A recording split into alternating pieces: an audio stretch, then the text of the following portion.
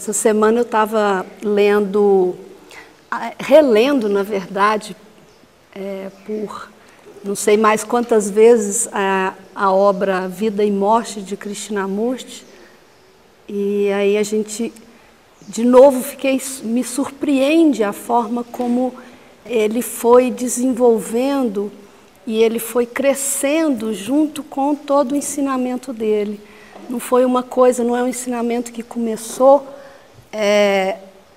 lá atrás, né? E ficou estagnado naquilo e ele ficou só repetindo aquilo o resto da vida dele. Não foi exatamente assim.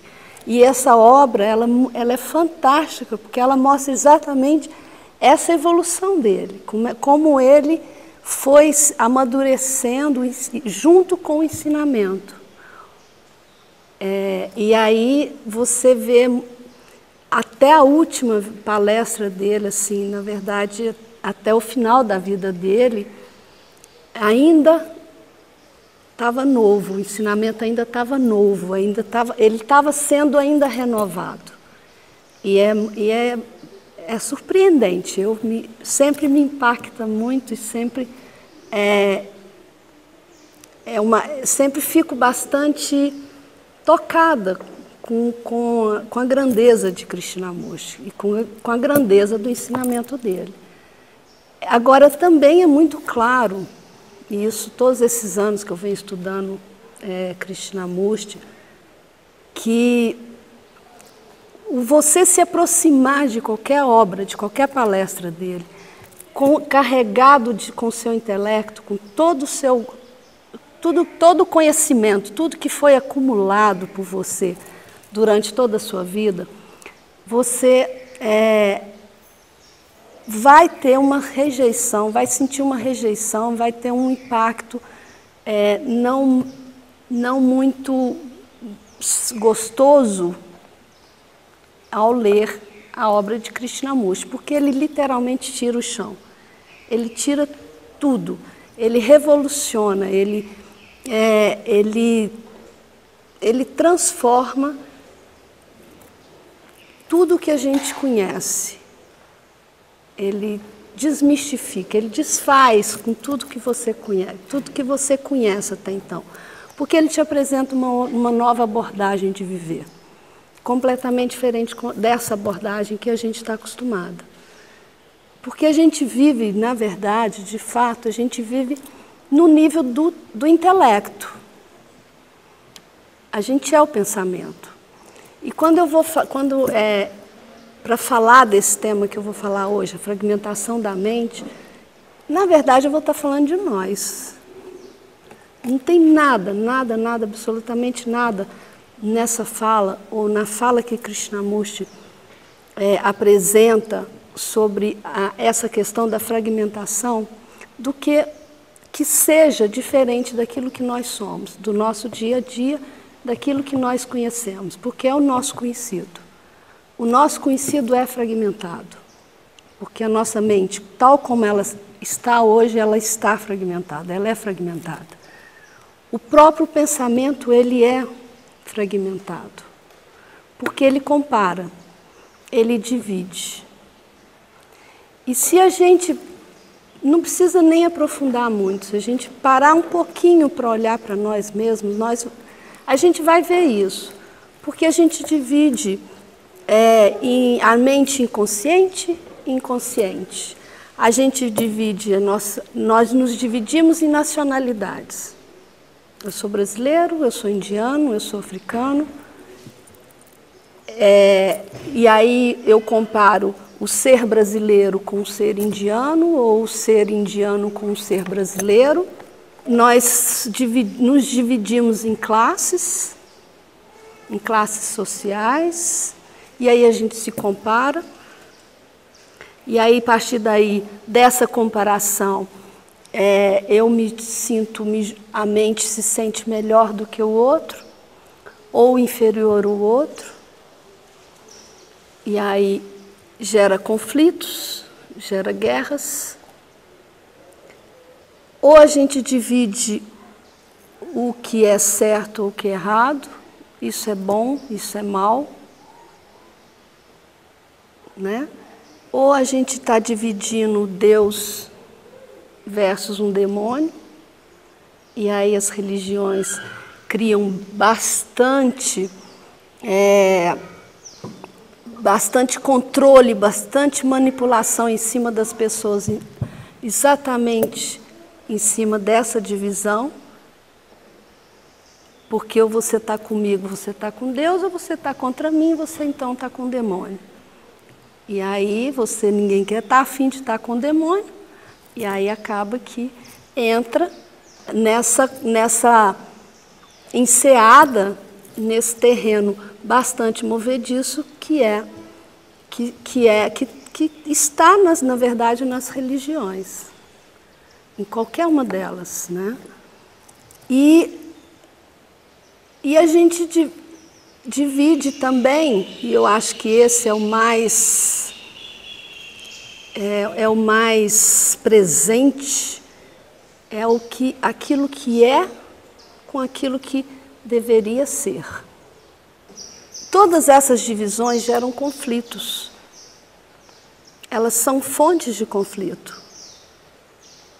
Porque quando você, por exemplo, está dividindo a mente consciente da mente inconsciente, a mente inconsciente é todo o nosso passado, é tudo que ficou para trás. Krishnamurti coloca que a mente inconsciente, ela é o resultado de milhares de anos.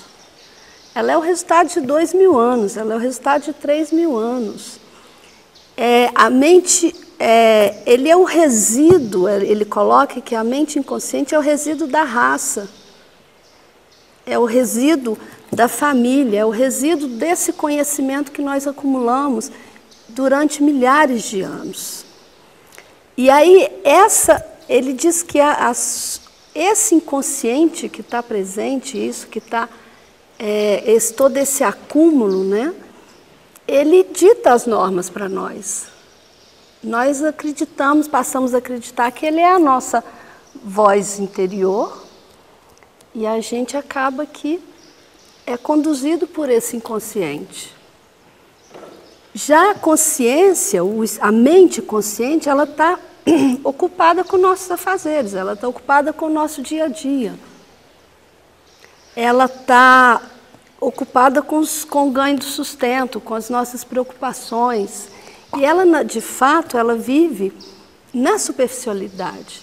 Ela não tem energia suficiente para aprofundar em si mesma. E ele diz, então, que a gente precisa conhecer todas essas coisas que estão ocultas, que são desconhecidas. Nós precisamos entrar nesse campo do desconhecido. E essa descoberta, ela é feita através das nossas relações, qualquer relação. Ela é feita a partir do momento que a gente não julga, que a gente não reage. Porque, de fato, a gente vive, a nossa mente, ela vive e ela age a partir de um centro. E esse centro é o eu. E ele é a própria fonte do conflito dentro de nós. Ele é a própria fonte da divisão dentro de nós. Porque ele divide, ele é a própria divisão, ele divide o eu do outro. Ele divide você de mim. E a partir daí, então, todas as nossas relações são montadas em cima disso. E é sempre em cima, baseada no que nós já conhecemos, naquilo que já está contido na nossa memória, que é o passado, que é aquilo que nós experienciamos, e toda experiência ela traz ela deixa um resíduo, ela traz um resultado, isso é mantido na nossa memória e a partir daí a gente reage em cima disso. Então é sempre reação, não existe ação correta, ou correta ou incorreta, não existe ação pura, na verdade. Ela é uma reação àquilo que a gente deixou ou que a gente já experienciou em algum momento, que está lá no nosso inconsciente, que está lá guardadinho, esperando só a gente liberar, só a gente ir lá e cutucar que ele vem à tona. Então tudo isso precisa ser descoberto, tudo isso precisa ser compreendido. Essa semana eu estava assistindo comecei na verdade, tentei assistir uma palestra de uma neurocientista falando sobre a memória. E ela começou falando que a memória é tudo, cara, é muito importante. E que não existe possibilidade, a menor possibilidade de um ser humano viver sem memória. Que a memória, que se uma pessoa sem memória, ela não é nada, ela não é ninguém. Aí, quando eu comecei a ouvir aquilo assim, pensei comigo, poxa, eu acho que ela não conheceu Krishnamurti, ela realmente nunca leu Krishnamurti, porque ele está o tempo todo colocando que a gente vive, nossa mente fragmentada como ela encontra, e ela está fragmentada exatamente por isso, porque a gente está vivendo num passado, a gente está vivendo na divisão que a gente foi criado nesse resquício, nesse resíduo de centenas de vidas, e que a gente precisa abrir mão disso, precisa descobrir, desvelar o que é todo esse passado, toda essa memória, porque só há uma vida revigorada, a mente ela só poderá dispor e utilizar do tremendo, e ele ainda usa bastante esse termo, do tremendo poder, da tremenda energia que ela possui, quando ela viver no aqui e agora, quando ela viver no presente, quando ela abrir mão de todo o passado, quando ela abrir mão de querer ter controle sobre o seu futuro. Porque o único tempo que existe, segundo Krishnamurti, é esse, é o aqui e agora. Existe esse tempo passado, não existe o futuro. E aí ele convida, porque a gente trazer tudo isso com palavras, a gente também já está, de uma certa forma, perdendo todo o vigor e a energia que existe na descoberta. E Krishnamurti, por isso, ele convida para a gente ir lá e ver isso, observar, experimentar por nós mesmos. Ele está o tempo todo falando, eu não sou guru, eu não estou aqui para experimentar por vocês, eu não posso fazer isso, é cada um que tem que olhar por si mesmo, ir lá e observar por si mesmo. E ele, na obra dele, você observa e ele deixa claro, ele era um ser que vivia cada dia um novo, cada minuto era uma coisa nova para ele. Era renovada, a vida era renovada o tempo todo. E aí um tema bastante central também nas palestras dele, e eu acho bastante intrigante e eu gosto muito de explorar, essa questão de que vida, morte e amor elas estão juntos. Eles estão presentes, porque só a vida a partir do momento que você morre para o passado, em que você abre mão de tudo aquilo que é conhecido por você. E aí, a partir daí, a vida acontece com toda a sua plenitude, com toda a sua beleza. E nessa beleza, então, a partir dessa beleza surge o amor.